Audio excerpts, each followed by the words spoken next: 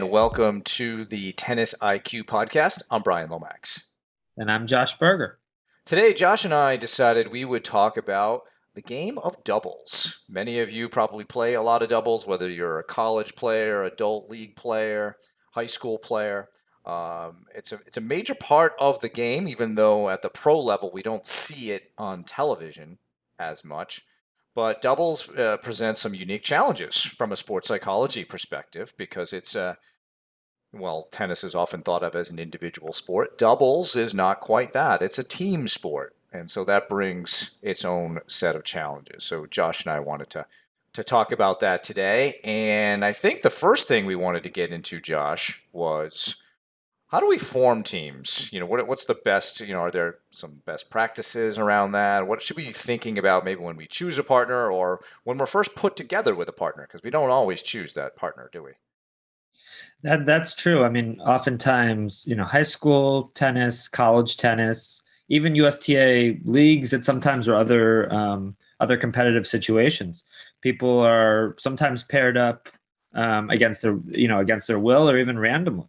And then it's sort of getting to the court and figuring it out as you go. But I think we'd all agree that a more ideal situation is when partners are chosen intentionally, thinking about a couple different things, thinking about personalities, making sure the personalities mesh on court, also thinking about players' strategies and strengths and weaknesses, and how those can match up. Maybe if one of the players is a lefty or has a bigger serve, or the other player is more solid at the net, and thinking about how not only the personalities but the players' strengths as tennis players can match up to create a effective team.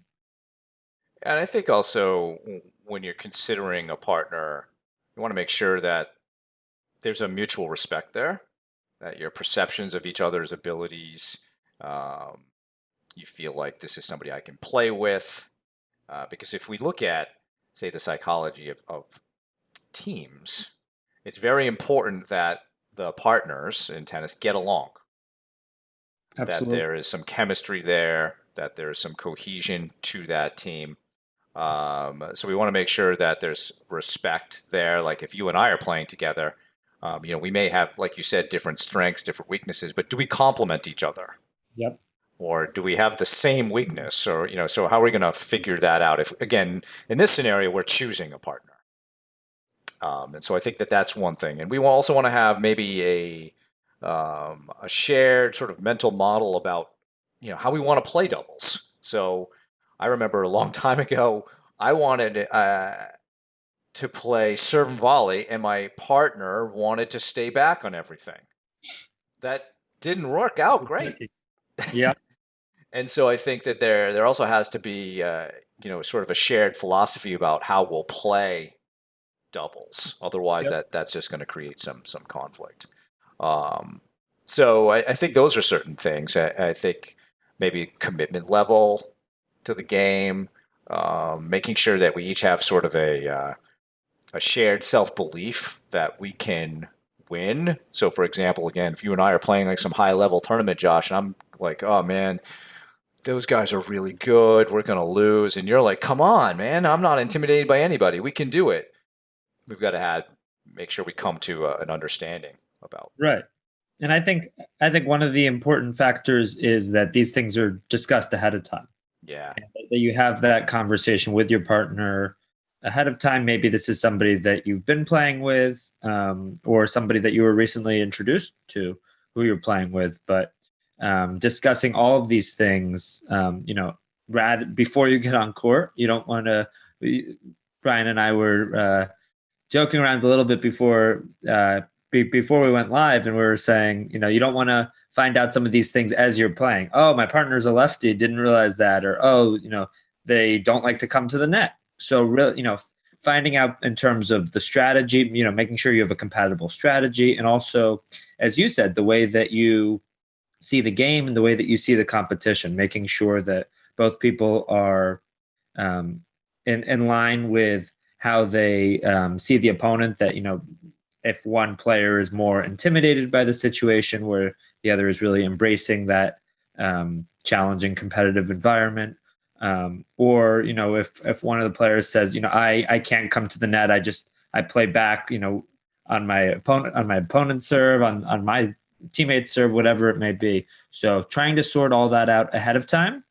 And I think the respect piece is huge. I think also, some teams, especially where players are playing against each other in singles at times, maybe it's high school or college or even USTA, um, players play against each other in singles, and maybe it's a ladder type environment, maybe it's challenge matches, and that can create some drama or can create some uncomfortable situations. And then when those two are paired up together in doubles, that respect factor can be a little bit of a question mark. So again, the more that you can talk and get on the same page before you get on court, really the better.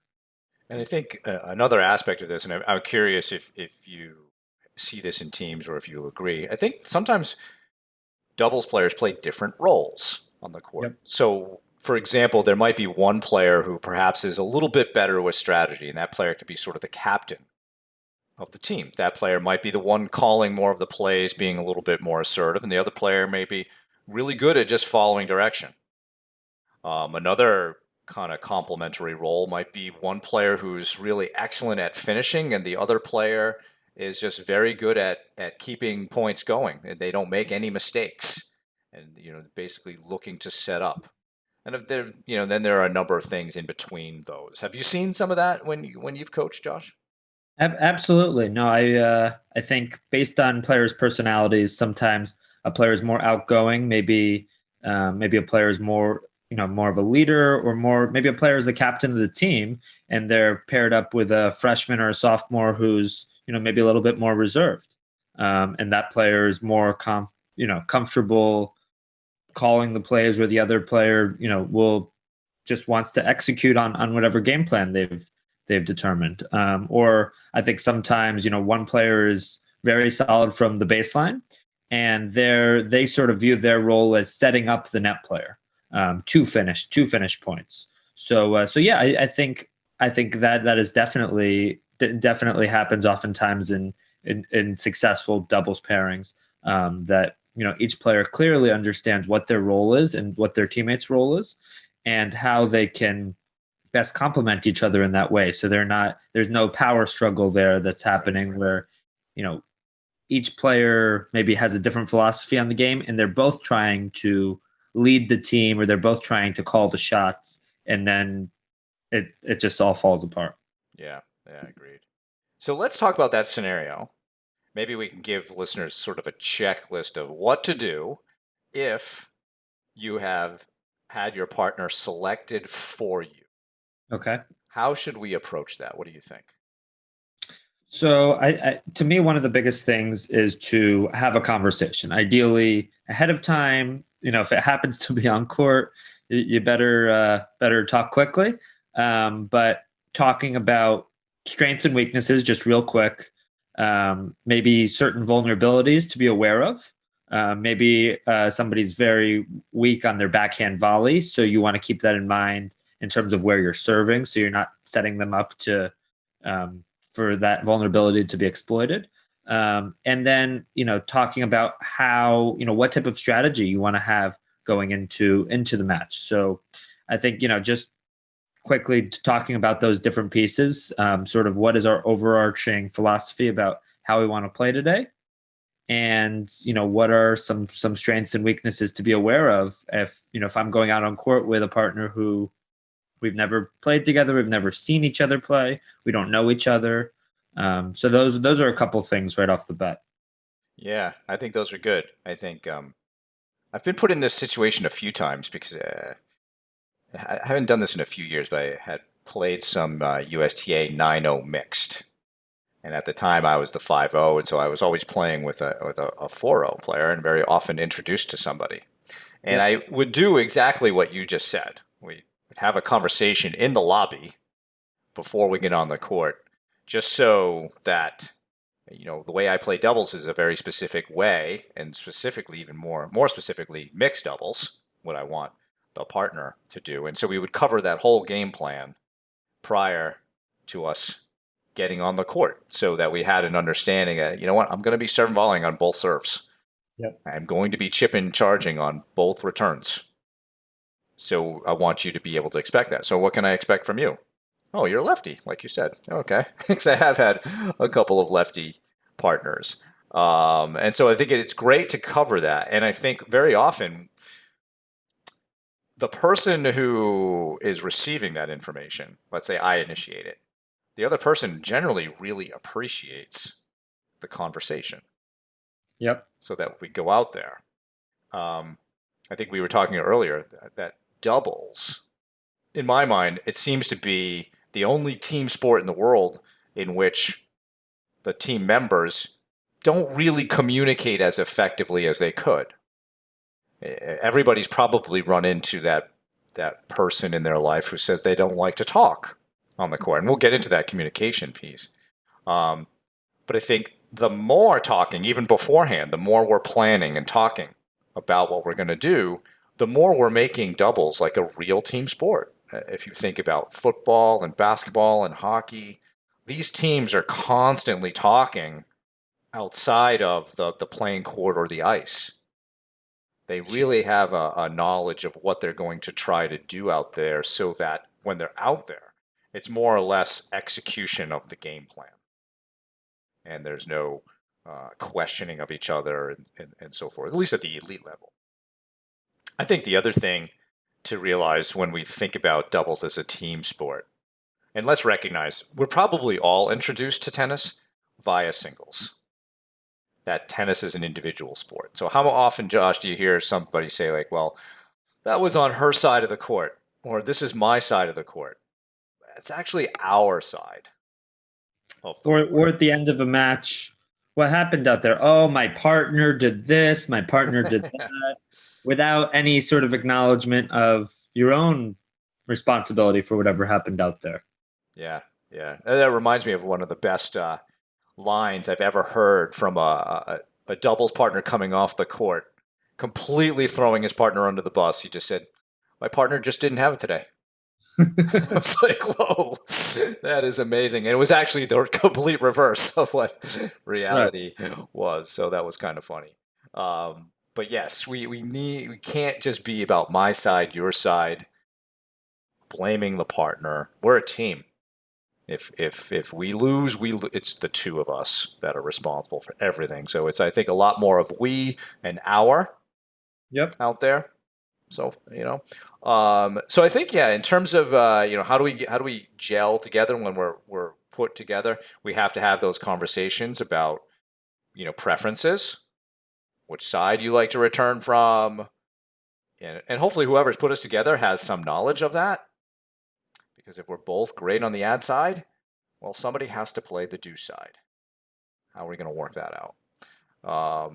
And certainly preferences for strategy, et cetera. So I think if we can have people go down that checklist of working through how we're going to play, how are we going to communicate, et cetera, so that when the first point begins, we're as tight of a team as we can be, having been perhaps put together 20 minutes ago. Absolutely. And you mentioned what side, what side of the court are you going to play on? And oftentimes, when two people are paired together, and sometimes maybe they don't have the chance to talk until they're on court, or maybe it's in the lobby beforehand. But that's actually the extent of the conversation. All right. So what side do you like to play on? Yeah. Ad side. All right, great. I play on the deuce side, or I don't really care. But if it's two players that really like to play the same side, somebody has to be flexible there, or you have to think strategically in terms of what makes the most sense. Another thing that I just thought of as you were talking about most players being introduced to the sport as singles players, and they maybe I think back to coaching college tennis and how many players maybe they don't play as much doubles growing up. They're playing you know local tournaments, national tournaments, even international, whatever it may be, and maybe they're playing more, singles, and it's all about them and their results. And then all of a sudden, they're introduced to tennis in a team environment where number one, you're playing for your team, but also you're playing as a doubles player, and oftentimes, even if a player maybe isn't as experienced in doubles, if they're one of the top players in the singles lineup, sometimes they will still be asked to play doubles, especially in college where people can play both. Um, so it can be challenging to make that transition from tennis being a sport that's all about how can I figure out a game plan and how can I take responsibility for everything, where all of a sudden now you have another person on the other side of on the same side of the court, and that responsibility is shared, where if, as you said, win or lose, it's not, oh, my partner did this, it's my partner's fault that we lost today, but it's that shared responsibility, and both players have to have that shared respect, but also that shared responsibility for the results of the match. Yeah, and I think that's as you said, a particular challenge with college tennis, and that then becomes really the onus is on the coach of the team to be developing that type of team culture Yep. that helps a player come from that environment into this new team environment in which they are also not only being just a good teammate in general, but also a good teammate on the doubles court. Because we've probably both heard how that goes. There's always some, after the match in an individual conversation talking about my partner. It happens, and it really, we have to, as coaches, be able to um, not allow that, really put it all together. So that is harder to do, and certainly a challenge. And I think that then that maybe brings us to, okay, we're together now. How are you going to communicate on the court? Maybe we've had that conversation a little bit, although I would say that should go on the checklist. Is how do you want to communicate?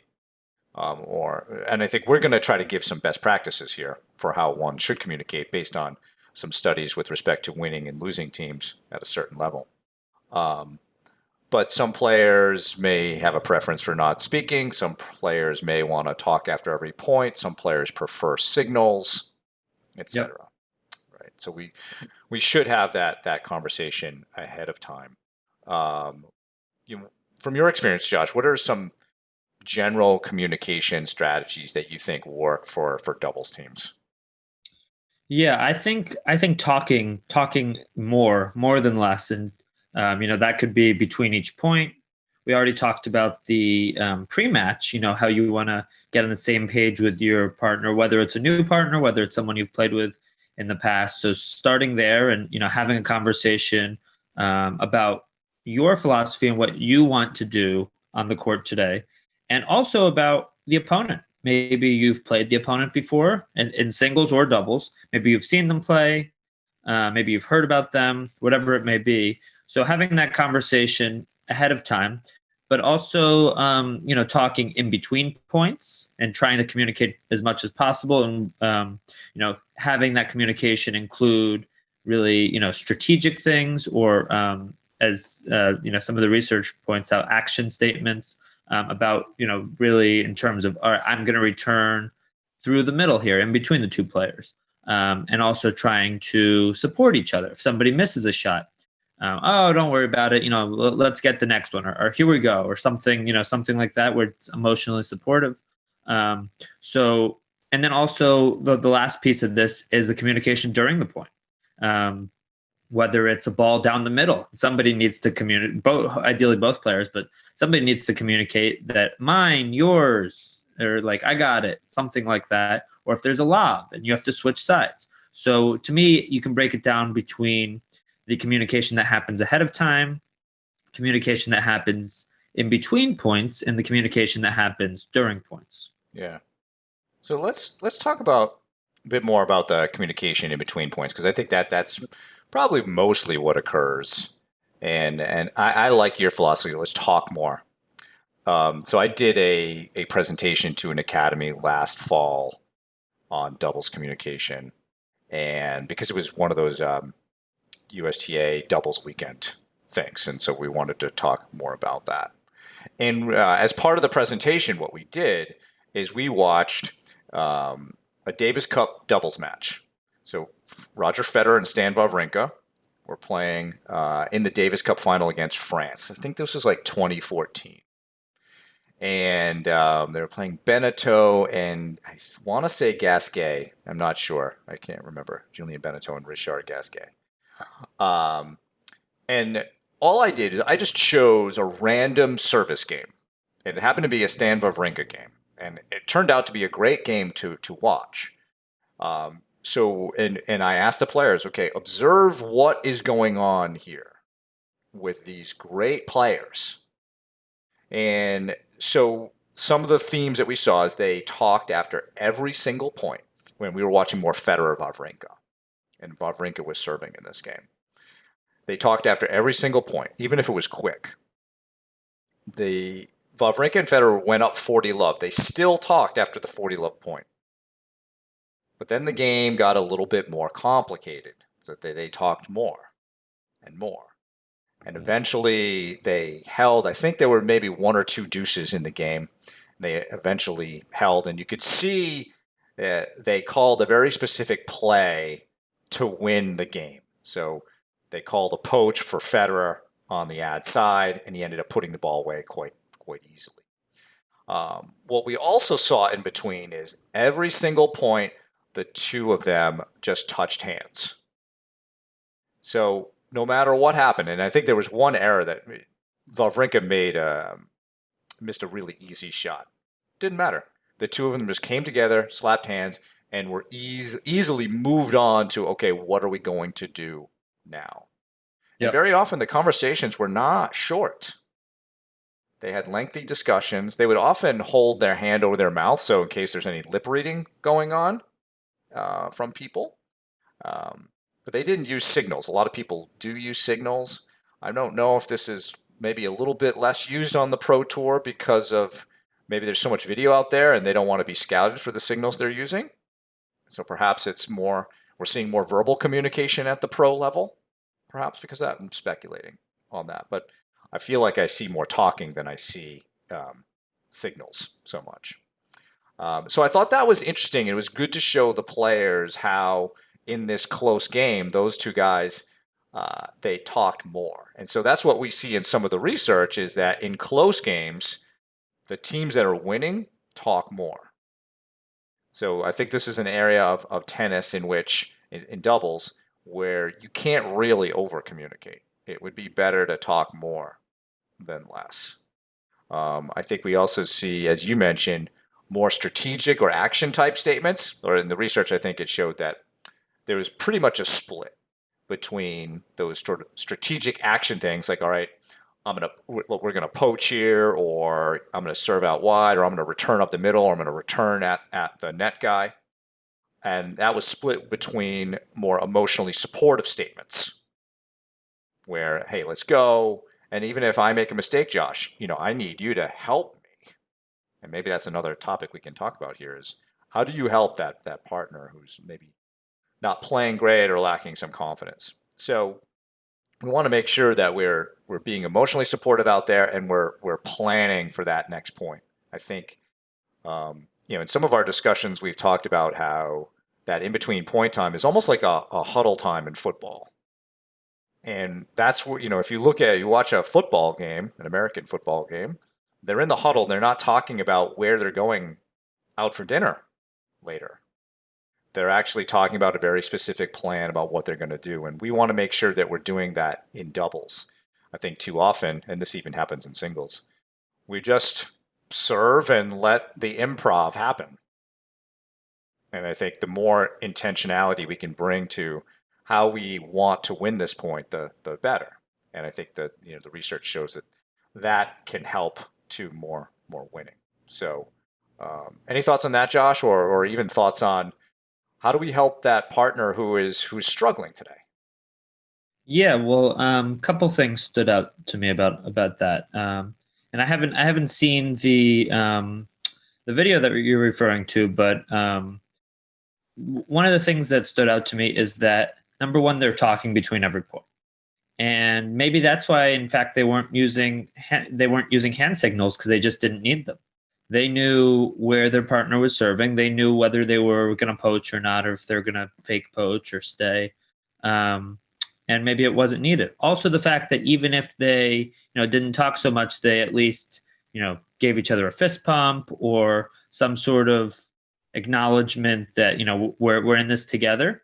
I think that can be challenging for some doubles players. Let's say one player is really struggling on court for a period of the match. Maybe they're missing most of their returns. Maybe they've double faulted 2 or 3 times in a game, and rather than their partner saying, come on, dude, like what's going on, like you what is that, instead saying, you got this, and something supportive.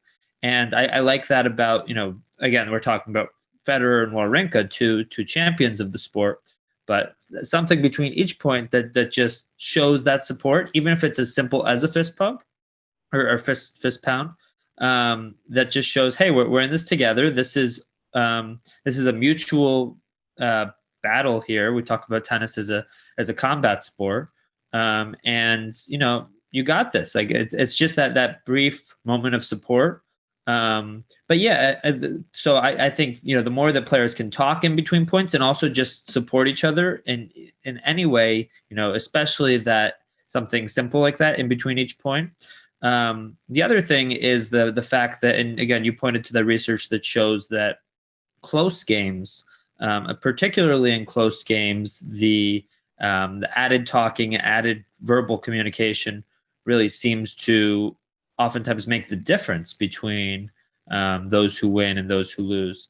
And to me, this makes a lot of sense because that, in a deuce point or at a 30 all point or add in, add out, that's generally when players get a little bit tighter and the nerves start to kick in a little bit more. So knowing that your partner has your back, knowing that you can go for it and not have that fear that, if I miss here, that, what's my partner going to say?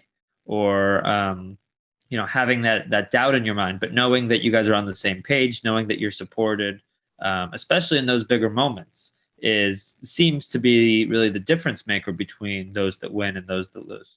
Yeah. So I think if we could reiterate really those 2 points, it's just be supportive of each other no matter what's going on, and have a plan for every point. Have some sort of intention about how you're going to win.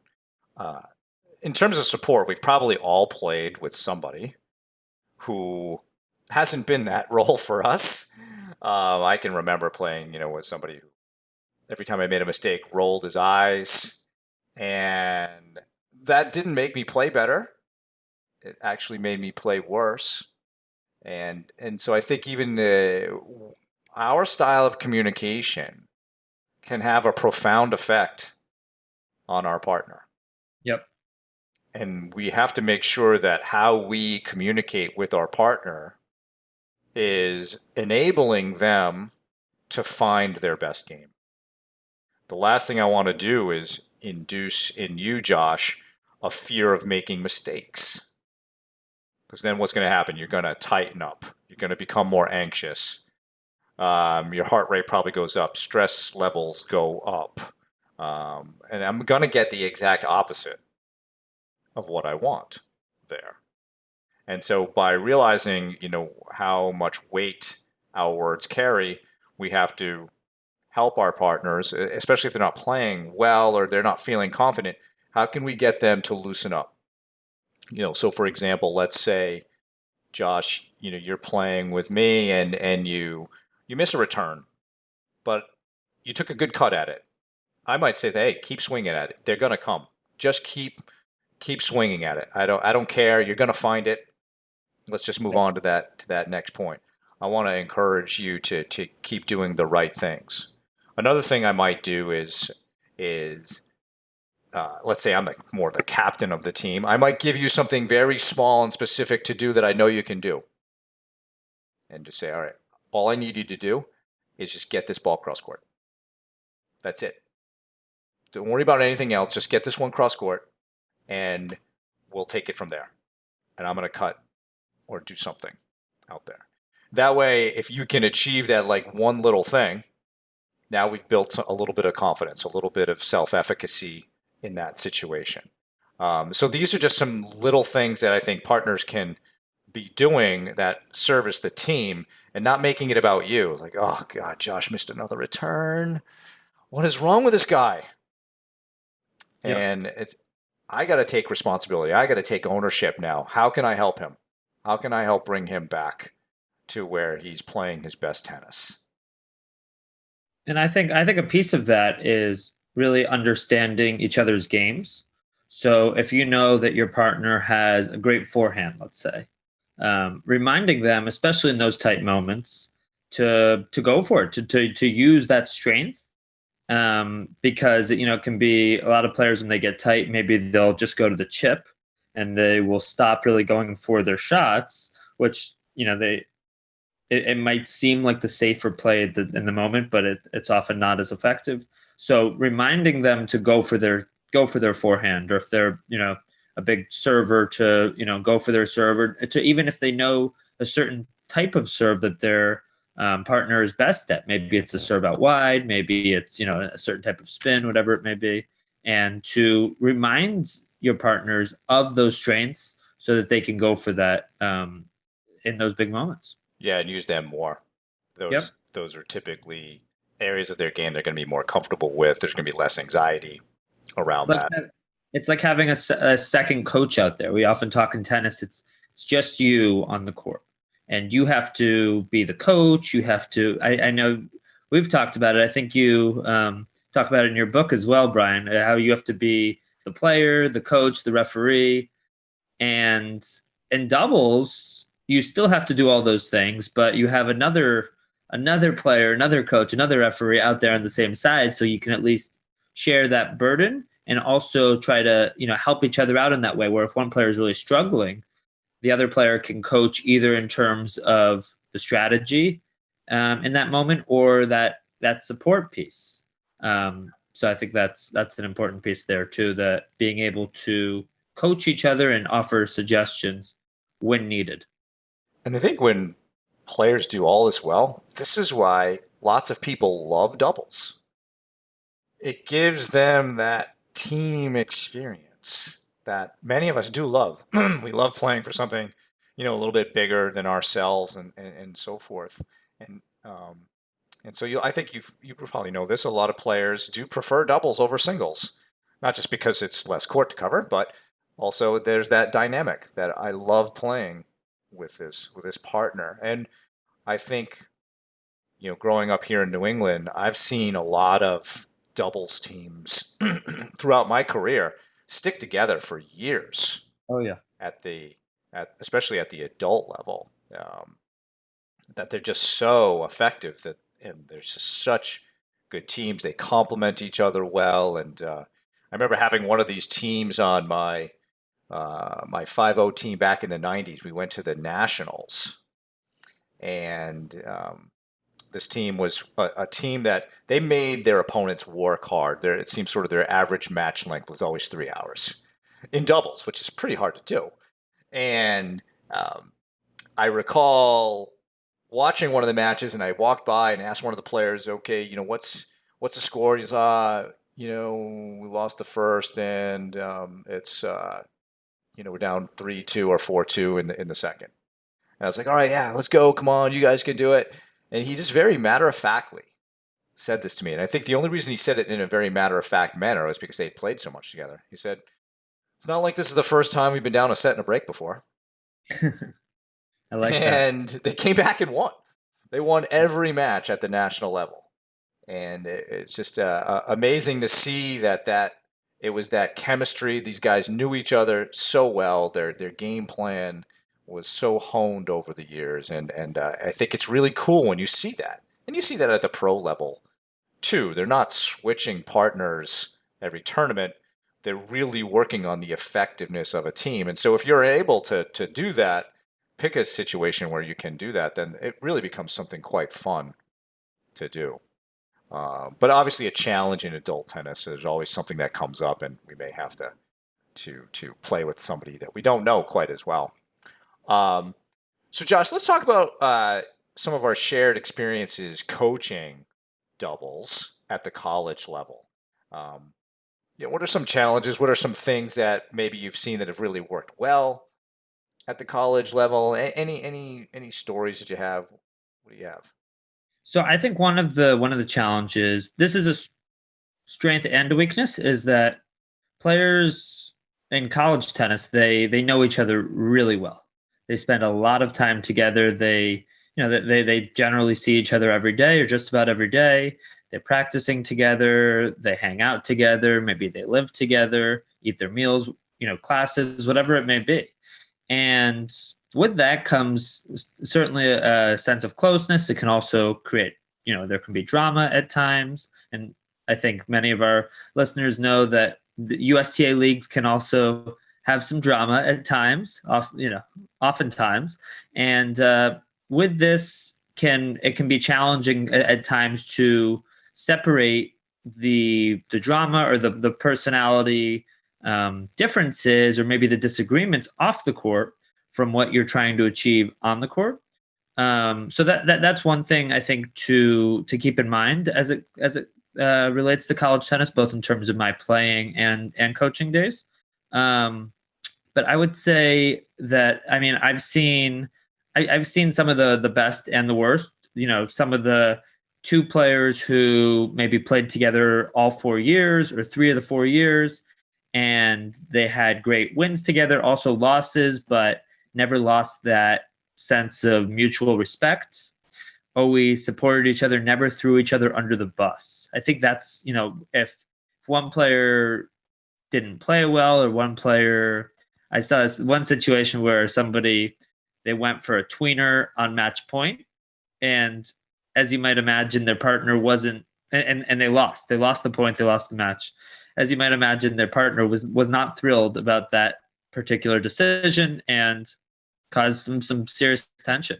Um, and I think that's one of the challenges that can happen, that after something like that, or after maybe just a loss, that tension boils over, and then the next time maybe they have another match in a few days or the following week or whatever it may be, that's still front and center on their minds. So I think being able to put whatever disagreements, whatever tension, whatever drama from the past, and keep it in the past, and not be thinking about that on the court, especially in the heat of the moment. If it's 4-4, it's deuce point, whatever it may be, being able to separate that from, all right, what do we have to do right now? What's like our conversation with Jorge Capistani, and he brought up this WIN. What's important now? Which is oftentimes some sort of action statement, which is oftentimes, okay, where is the serve going? Where is the return going? Is the net player moving at the net? What are we going to do with our game plan right now?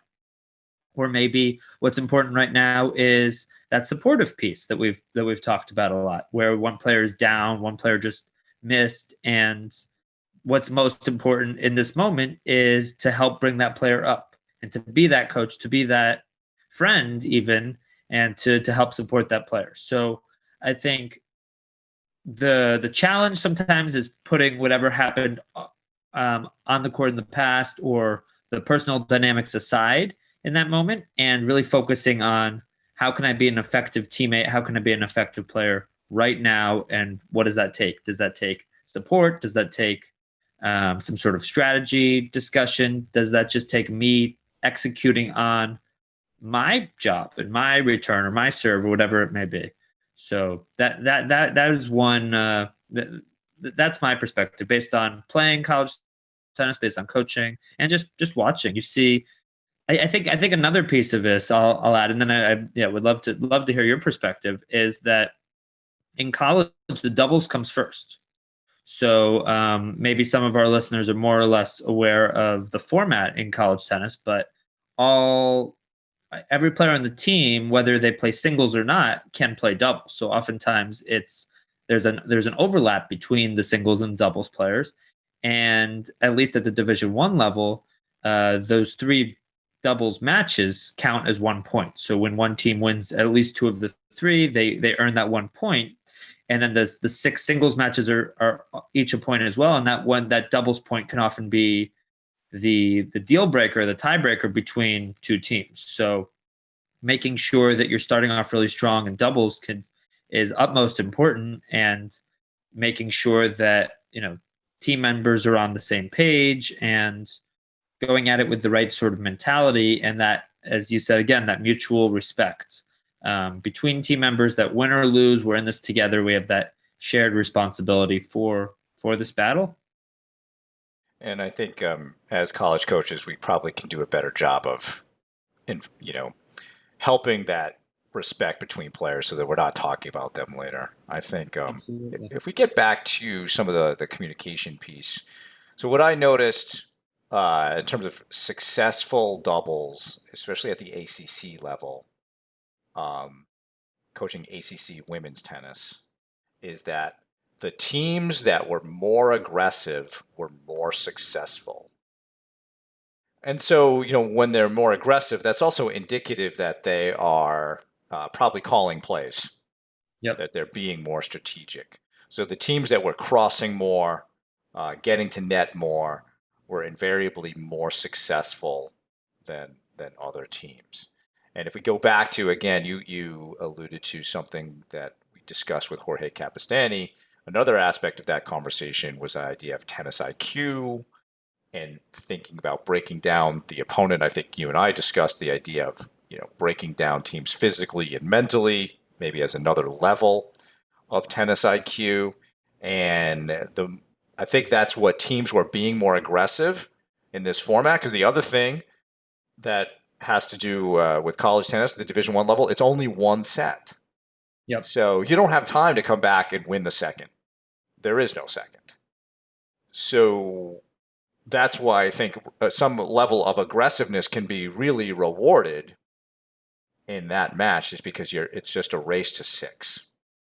You don't have time to work yourself into the match. You really don't.